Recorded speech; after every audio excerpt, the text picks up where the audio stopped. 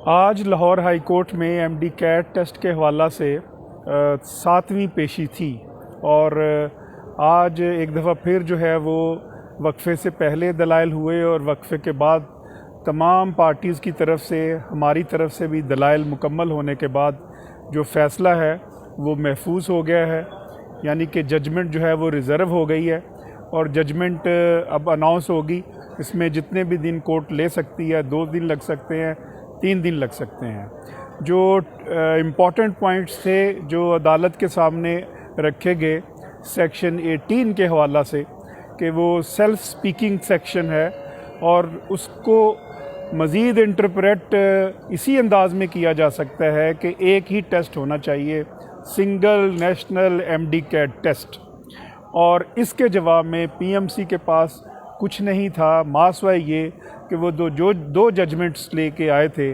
एक Sindh high court Karachi की judgement थी जो उन्होंने पेश की, जिसमें उन्होंने कहा कि लास्ट टाइम 2 टेस्ट हुए थे, और दूसरी जजमेंट एक लाहौर हाई कोर्ट की पेश की। उन्होंने कहा कि तब भी स्टूडेंट्स ने चैलेंज नहीं किया था, वो टेस्ट पहले चैलेंज किया जाना चाहिए था, बाद में चैलेंज किया, तो लिहाजा ये 2 जजमेंट उनको सपोर्ट करती हैं। हमने इन दोनों जजमेंट्स को जो उन्होंने पेश की, हमने उनको बताया अदालत में कि ये जजमेंट हमें इफ़ेक्ट नहीं करती।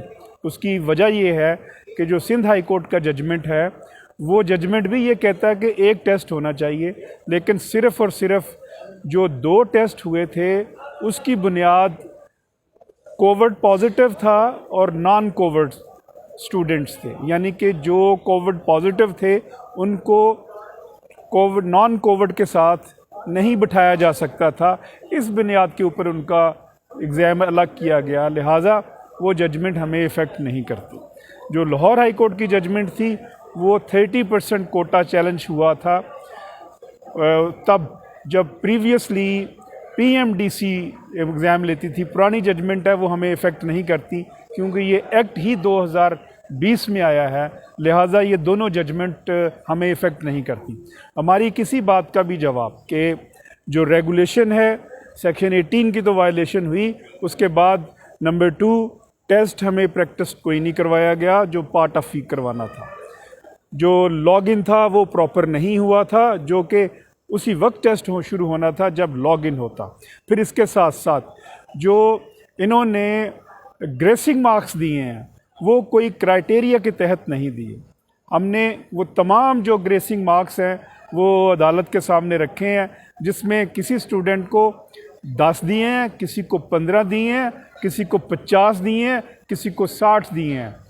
ये एक ब्लंडर था जो उनकी एरर और उनके सिस्टम के ऊपर बहुत बड़ा क्वेश्चन मार्क था।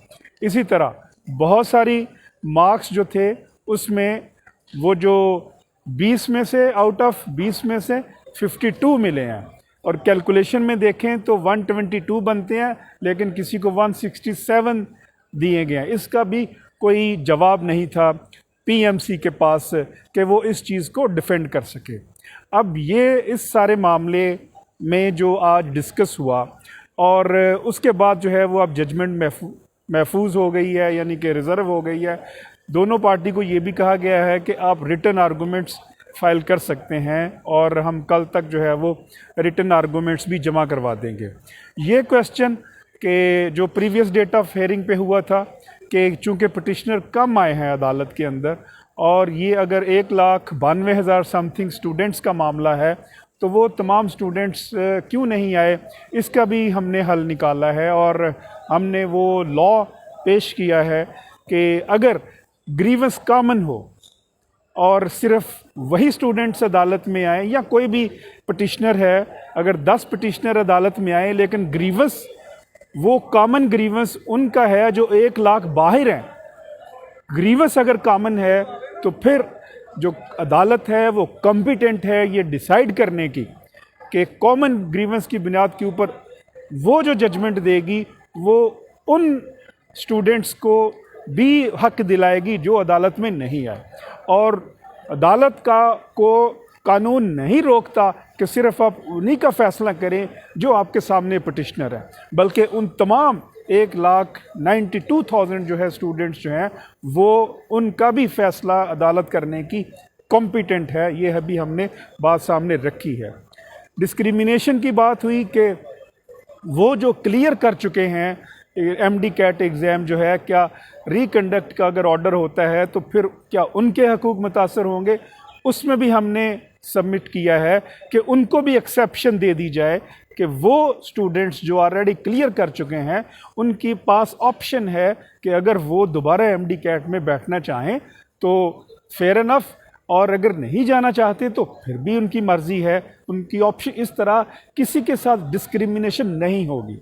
और कंप्लेंट्स हमने जो स्टूडेंट्स हमारे पास आए, जो हमने पोर्टल के ऊपर जो कंप्लेंट्स फाइल की, हमने जो ईमेल की, हमने जो गूगल कंप्लेंट में कंप्लेंट की, ये तमाम मिला के तकरीबन 25,000 के करीब जो स्टूडेंट्स हैं जिनकी बाकायदा कंप्लेंट्स आई हैं, वो 25,000 स्टूडेंट्स का भी हमने डाटा जो है वो कोर्ट में सबमिट किया है।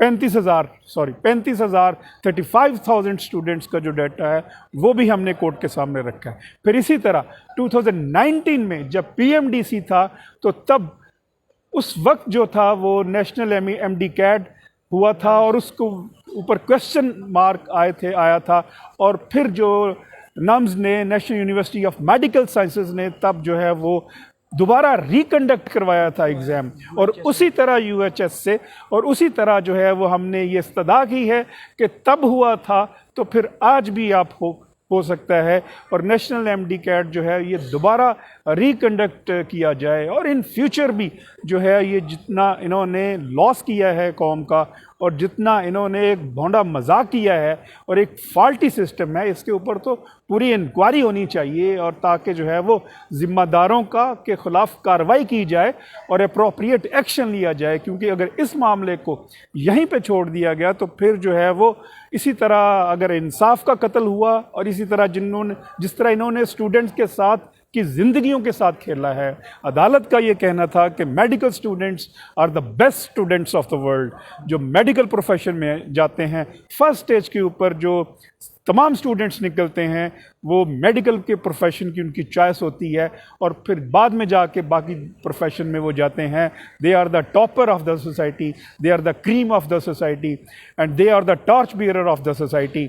The medical students have been given the high respect before the honourable court and by the honourable court, और ये सारी चीज़ें कोर्ट के सामने हैं।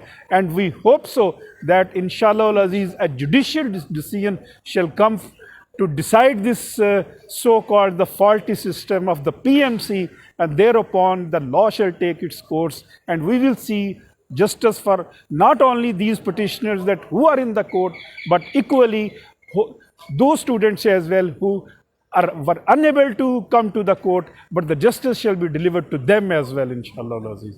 Let's see, inshallah al-Aziz, within 2 or 3 days the judgment shall be announced and the justice shall prevail.